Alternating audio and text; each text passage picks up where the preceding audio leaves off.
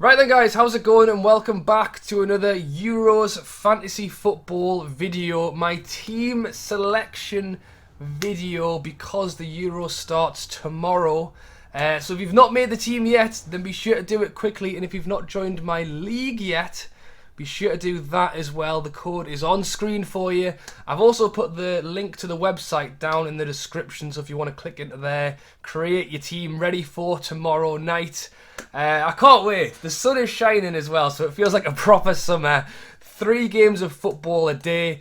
And I always think fantasy football makes it that even more fun, because even the games that may not be the most exciting, fantasy football makes them all matter. So I am a huge fan, especially of the tournament, fantasy football, Euros, World Cup. I love it. But yeah, so today I will be showing you my final team selection. I'm calling it my final team selection. There is still a day to go, and you don't know what might happen. But generally, this is going to be what I've gone for. I've spent pretty much the last week looking at it. So obviously, let me know what you think of my team down below. Let me know what you've done with your team. I will show you what my team looks like right now.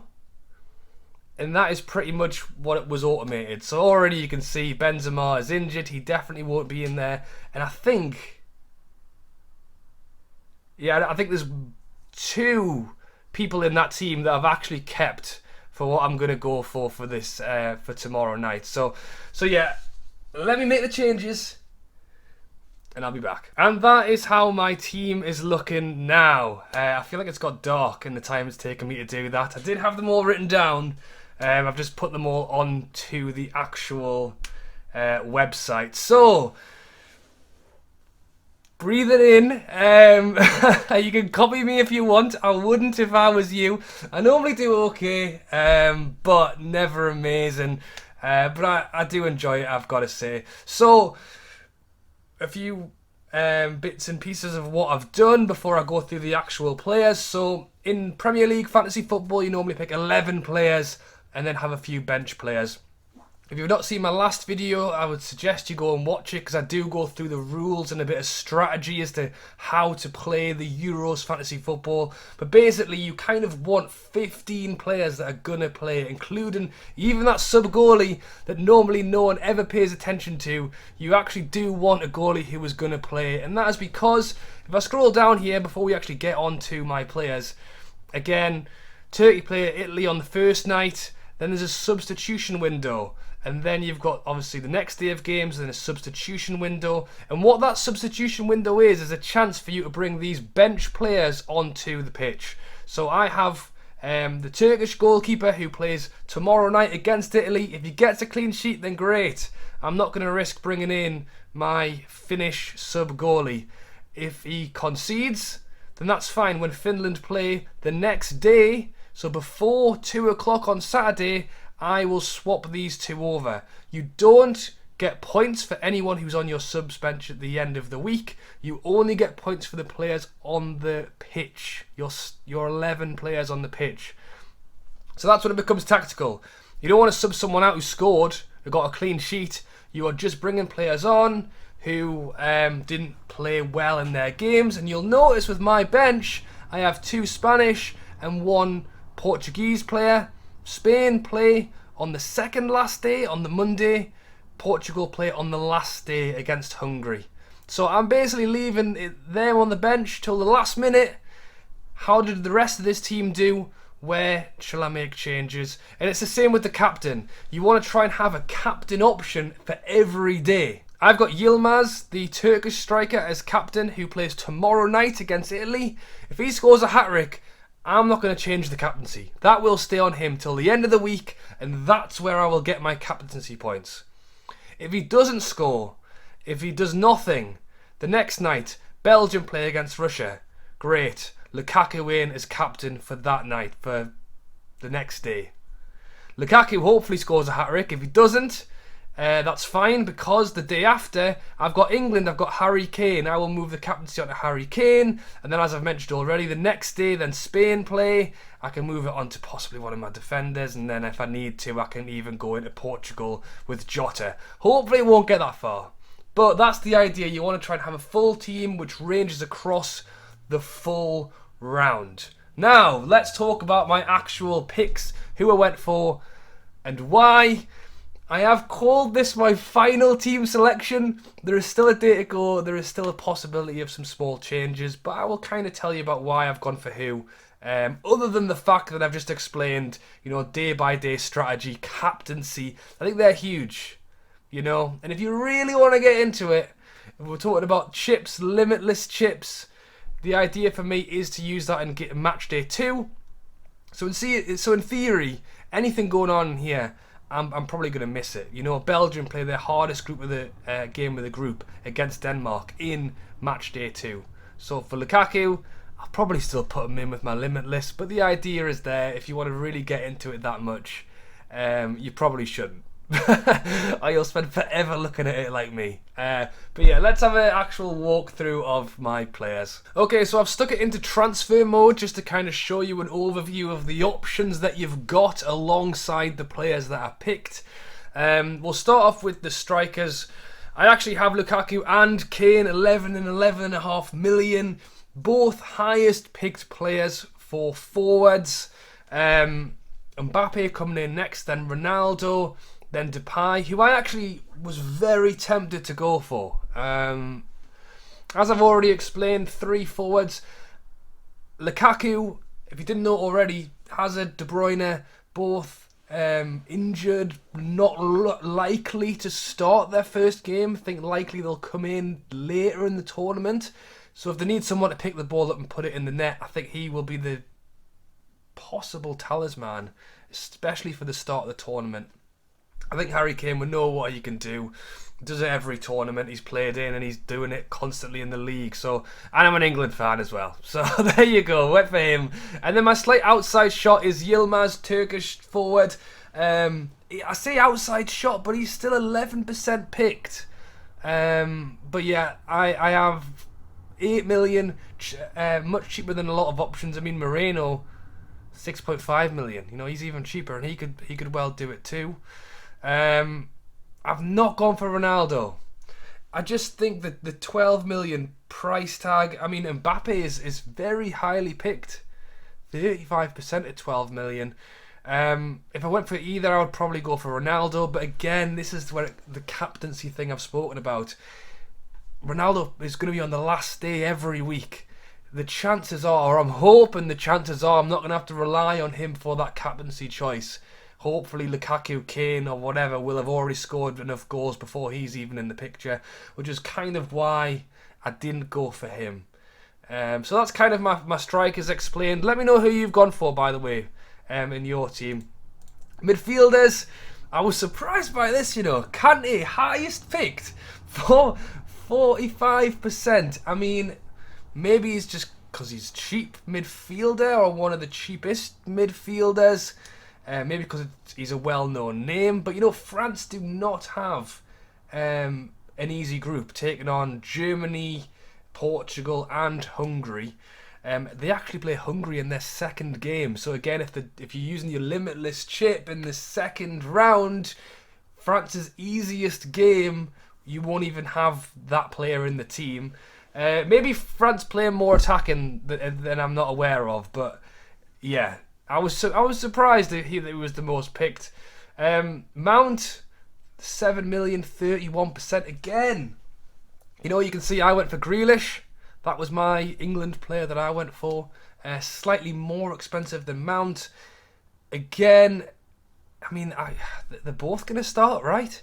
England have got so many options. We just don't know who's actually going to get picked. I've put Grealish in there. I would definitely say he's one of the players that I may be tempted to take out, just of the uncertainty of whether he's going to play or not. And then if we scroll down a little bit further, again, I mentioned De Bruyne injury. He's still in there at 18%, so people are obviously hoping he's going to play. Foden, there's another English option in there, 8 million. Rodri, Torres, I've heard a lot of people talking about him for Spain. Jota, so he is in my team. He's actually on the bench at the minute, as I've said. With him playing later in the week, I've put him in there. I've gone for Insigne as well. I like him. I think he's a good shout for this tournament. The only thing is again, is he definitely going to play in all the games?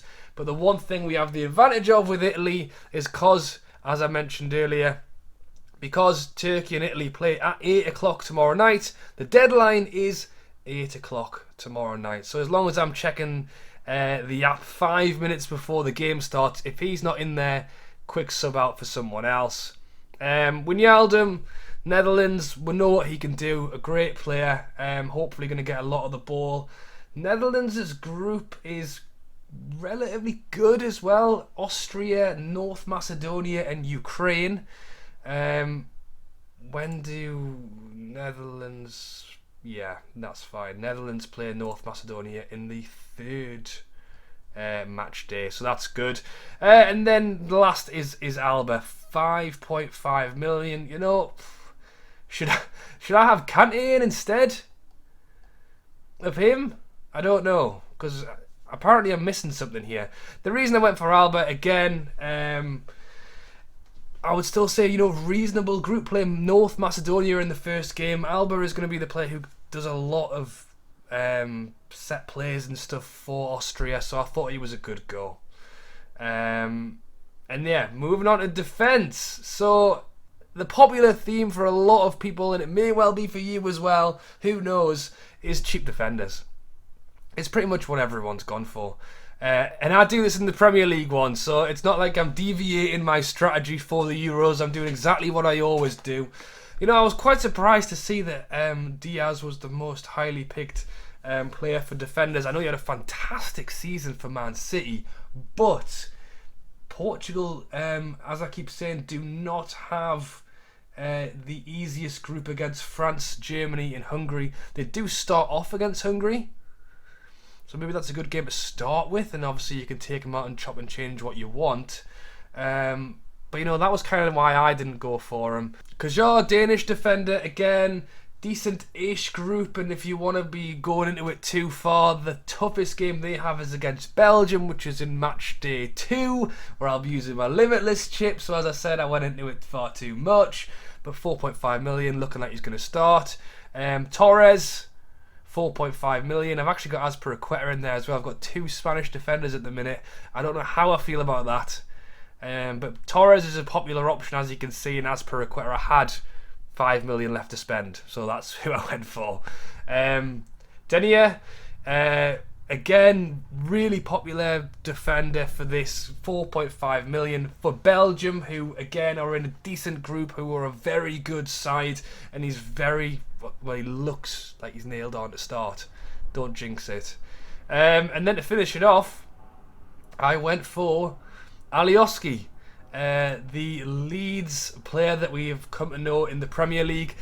He plays for North Macedonia, which isn't great, but I do believe he's set to take the penalties. So again, I have kind of maybe jumped on that one a little bit quick, but 4.5 million. And again, the idea is I only really want to have 3 defenders finish the week for me. So in theory, I've got 5 efforts at getting 3 players on the pitch. Ideally, I'm hoping that all my strikers and forwards are going to perform, and then I'll just be filling in the slots at the back. Obviously with Jota as a backup, and then a backup goalie as well, which we can talk about as well. Hideki, Finnish goalkeeper, he's 4 million. And he's going to start, so he's 35% picked, which is exactly the reason why he's picked. Finland's group again, Belgium, not great. Denmark, Russia, yeah, and you do have another option. I went for the Turkish goalkeeper, as I said, he will play tomorrow night, but there's some decent 4.5 million options, I think. Tim Krul I didn't go for, just because I wasn't 100% sure he's going to start. If he is, then he's probably a better shout than what I've got on the pitch. But yeah, so that is my team. Do let me know what you think of it down below. Let me know what you've done with your team. As I say, it's not 100%. Grealish I'm still uncertain on. I do like the Yilmaz shout. I think Lukaku and Kane are going to write it themselves. Insigne, I think, is also possibly a decent go as well. The goalies are a little bit iffy, but again, I've just gone for budget price. Is Wijnaldum worth 8 million? It's hard to tell. It's probably his last major tournament, but he is getting a bit older. So I think he'll be going for it, but will he get all the minutes? I'm not sure. Alioski, I like the idea of, especially if he's going to potentially be on set plays or maybe even penalties. But he plays for North Macedonia, who are going to have a tough time in this tournament, I think. So, yeah, not so sure on that. And 2 Spanish defenders. I mean, the double up, and that's another thing people aren't really talking about, the double up. I've done it with England with Grealish, Kane, but generally people aren't really doubling up with attackers too much, because it is everyone's trying to spread it around a little bit. But yeah, I'm going to leave it there. Thank you for watching as always. Drop a like, subscribe, join my league if you haven't already. The code will have been on the screen and all the links will be down in the description too. I will be back before the start of match day 2, round 2. Hopefully by that point England have beaten Croatia and we can talk about my limitless chip ready for the next round. But yeah, thanks for watching as always. Appreciate everyone who's joined the league already. I should have mentioned this at the very start. We have over 40 people who have already jumped in. So thank you to everyone who's getting involved here. Some great names in the league. So yeah, thanks for watching. I'll catch you later.